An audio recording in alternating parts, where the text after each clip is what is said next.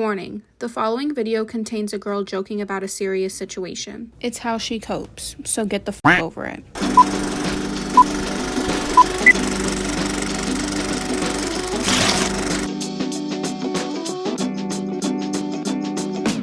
I will say I have been feeling so much better. I've been like cleaning, deep cleaning, like rearranging my space. I've also been going on my little hot girl walk. I've been doing great, making great strides in my mental health. It was at this moment that he knew. He f***ed up. Okay, I may or may not have jinxed myself. Let me explain. First, I have to start from the beginning. I was doing good. Great even, as you can tell. Fast forward, my fiance and I wanted to go somewhere different for our weekly date. So we decided to go to a cute little anime cafe. We were all so happy that day. It's actually hard to even imagine how terrible things would soon become. Let's just say we did not make it to the cafe. Now getting to the point of the video. I've been in a bad place because physically, I haven't been able to do the most basic tasks. It's just too painful. The healing process is long and hard. Get it? Long and hard?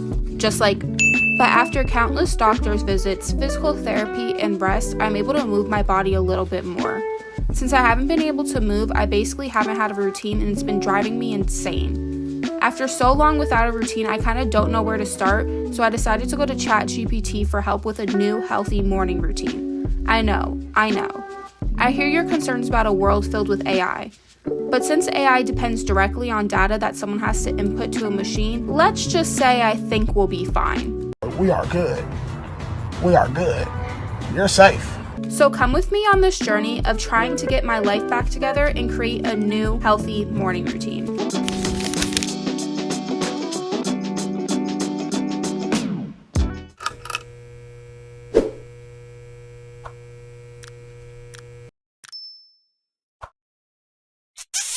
Girl, I'm an oily mess. Let me go back into the shade. So right now it's the night before. I've been struggling with sleeping because I've just been in so much pain that I can't really sleep at night. That's usually when my pain is the worst. So lately I've literally just been staying up all night and then sleeping during the day. So this is like my first time in a while of doing like my normal night routine since I want to wake up early tomorrow. I plan on waking up at 7 o'clock in the morning tomorrow. So I did like a longer routine. I washed my hair, deep conditioned it, did like a full body shower, or like not a full body shower and everything. It should always be a full body shower. Oh, you nasty. I did like an everything shower.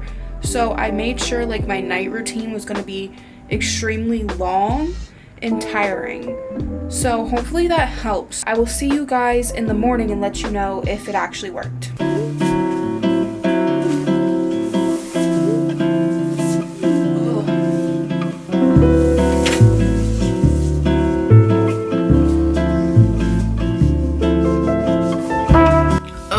It's 8 o'clock. I was supposed to wake up at 7, but I just couldn't. I'm so tired at 8 o'clock. I used to wake up at 5 o'clock and I just like can't do it anymore. Ugh.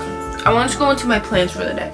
So I asked ChatGPT what a healthy morning routine is. And it gave me like a whole list of steps as to what I should do. So the first thing it said was to wake up early and get 7 to 8 hours of sleep. Which I tried to go to sleep at 9. I didn't fall asleep until literally 12 or 1 o'clock. So, but it's 8 o'clock. So I did get at least 7 to 8 hours of sleep. But I asked what time a 22-year-old female should wake up. And it said I should go to sleep at 11 and wake up at 7. I went to sleep at 9 and I didn't fall asleep until 12. And it's 8 o'clock. So here we are. It said that I should hydrate. I got my trusty little hydro flask. I asked how much water a 22-year-old female should drink in the morning. And it said 8 to 16 ounces I should just chug it. So that's what I'm gonna do. Also, what's crazy is that it said I should limit my screen time.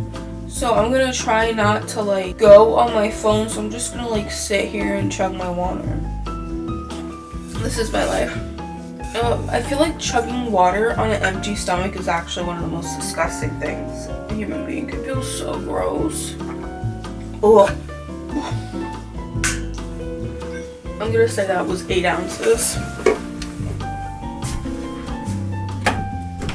I did not clean my shower, so it's just getting up before like 12 and brushing my teeth already feels productive at the moment. Like, I feel pretty productive, not gonna front. So let's hope the rest of the day has more to offer. I'm gonna put a lot of sunscreen on, truthfully.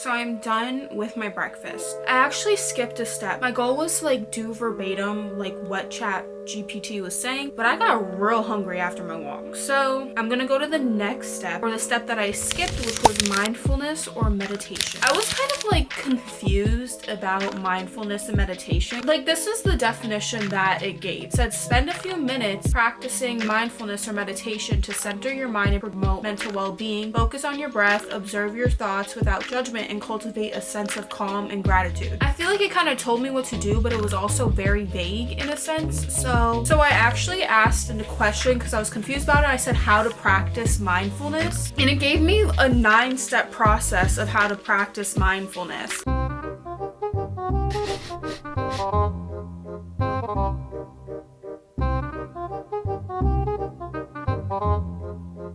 The first step is to find a quiet and comfortable space. The second step is set a specific duration, whether that's like 5 minutes, 2 minutes, 3 minutes, whatever. Step 3 is get into a comfortable position. Step 4 is focus on your breath. Step 5 is notice your thoughts and emotions, which I don't know how the hell you do that, but I'll try to figure it out. 6 is bring your attention back to the present. So I guess that's when you're like done with meditating. 7 is engage your senses. I actually did meditation on Apple Fitness, and they do that too, where they tell you to wiggle your toes, bring yourself back to the present. Steps 8 and 9 are something that happen over time, which is step 8 is practice non-judgment and self-compassion, which that has to be practiced every day outside of actual meditation. And step 9 is gradually increase the duration, which that obviously takes time.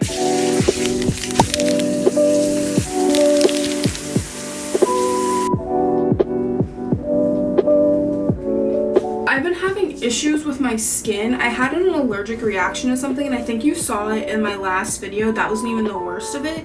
I had like thick cysts all over my face. It's cleared up significantly. So my face was extremely swollen, which is why like I couldn't film or do anything. My face was just like extremely swollen and covered in like thick, like bright red, painful cysts. And the swelling has like gone down, and so has the cyst. But the issue that I've been having is the fact that now that everything's going down, my skin's like peeling really badly.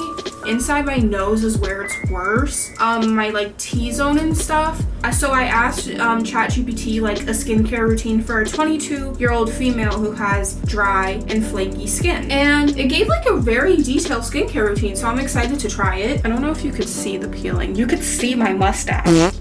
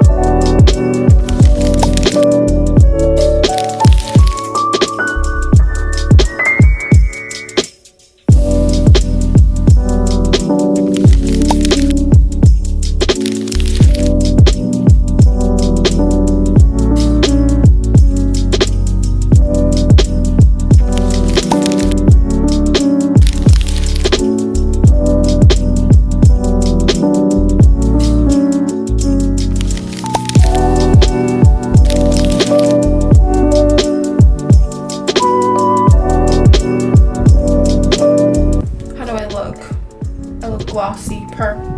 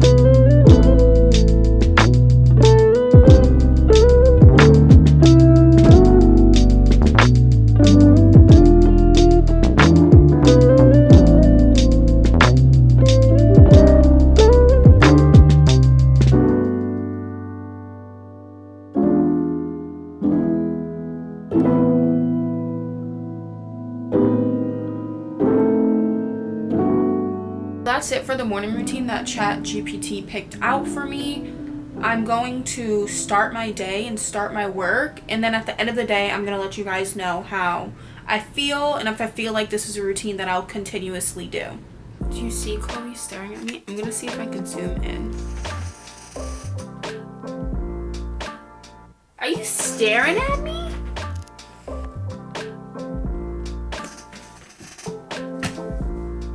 Yeah, that hurt because it's a metal tripod. Why would you hit it? So it's the next day, well, the next morning, and I forgot to do my update last night. Going into this, there were 3 things that I was expecting. I was expecting to be extremely tired during the day, extremely hungry, and extremely bored. Almost every healthy morning routine involves waking up early, doing like a hardcore workout, eating like a small breakfast, and then like moving on with your day. I think slowly taking on the morning and doing each step actually helped me throughout the day. I didn't do like a hardcore workout in the morning. I just like went for a short walk, doing the meditation, the mindfulness, and like writing in my journal. It actually made me feel like I was set up for the day. I could honestly say this routine is definitely a sustainable routine, at least for me, And I thought it was great. It was definitely very fun filming this video and being able to try out a different morning routine. I definitely feel like I'm getting back on track after doing this routine.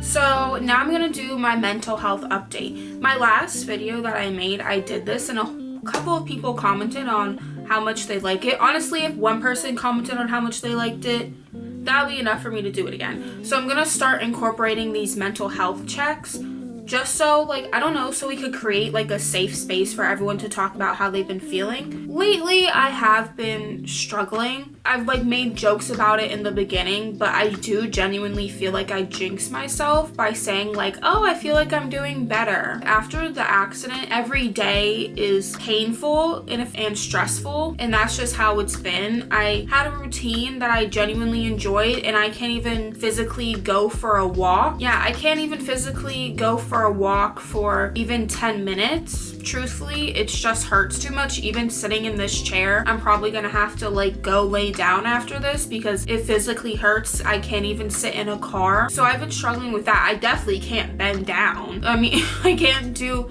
things that I feel like most healthy 22-year-old people could do. So that's kind of what I've been struggling with. It's affected me a lot more than I wanted to admit. And I also wanted to talk about, in the last episode, I talked about my gap year and how I was confused as to what I want to do next. I feel like in a way I was forced into extending my gap year in the aspect of like I can't really physically do much. I can't even really sit at my desk. This is gonna be so weird talking about my gap year like this, but I was watching the anime Blue Period, and it's like an art anime. This kid and following his art journey and wanting to go to art school. And he was in this prep class, and there was this one girl in his prep class that was amazing at art. She was so good at art. I don't remember this character's name, but the teacher mentioned the fact that, oh, I see that you still wear your old school uniform to save money, because she didn't have a lot of money because she was spending money going to school and doing art and stuff, and she really threw herself into art. And basically she had to come to the decision, because she was so broke, that after like multiple times of trying to get into art school, that she had to accept the fact that it wasn't going to work out, and she decided to take a full-time job. And seeing like that character's reaction towards having to give up their dream was like gut-wrenching to me. And after watching that, as weird as it sounds, it kind of made me solidify my decision in extending my gap year, because I have a feeling if I give up on what I love in my dream, that I'll end up just working a job that makes me miserable, and I know I'll regret that more than going broke. I mean, I've been broke before, I can do it again, and I feel like I'd rather be broke doing the thing that I love than have money and be miserable for the rest of my life and regretting the decision that I made so early on in my life. Yeah, I decided to extend my gap year 6 months, and I'm going to work hard, and hopefully, you know, the hard work pays off. And if it doesn't, then at least I knew I took the chance. Hopefully it all works out. I hope so. I'm like nervous, and a part of me is like, what if I'm making the wrong decision? But life is full of wrong decisions that lead you into the right path. So I think that I'm making a decision that future me will be proud that I took the leap of faith and believed in myself. For once in my life, I believed in myself, and I don't think I'll ever in life ever regret making a decision like that. There's other things happening in my life that I don't necessarily feel comfortable talking about, because it affects me in a way, but it affects other people in my life more. And I don't know if I necessarily feel comfortable talking about it, because it is something that's very personal. I will say that I do open up a lot on this channel, and I'm not going to deny that, but there's still parts of my life that I keep private for the sake of like, I want to keep other people's lives private. At the end of the day, it was my decision to like start a YouTube channel and be the face of my YouTube channel. That was my decision and nobody else's. I don't know, I feel like I am not necessarily capable of talking about certain certain things, I guess. Yeah, I'm still trying to figure out a way to be comfortable talking about like other personal things in my life, but I think that obviously takes time. It's just a difficult and sensitive time. So yeah, that's about it. So I feel like that was like kind of sad, especially compared to like the last episode. But at the end of the day, we're all human. There's no such thing as like a happy ending. That's not how life works. I hope that things will get better. No, things will get better. I'm not gonna say that I hope. I know things are capable of getting better. So I guess that's where I'll end it.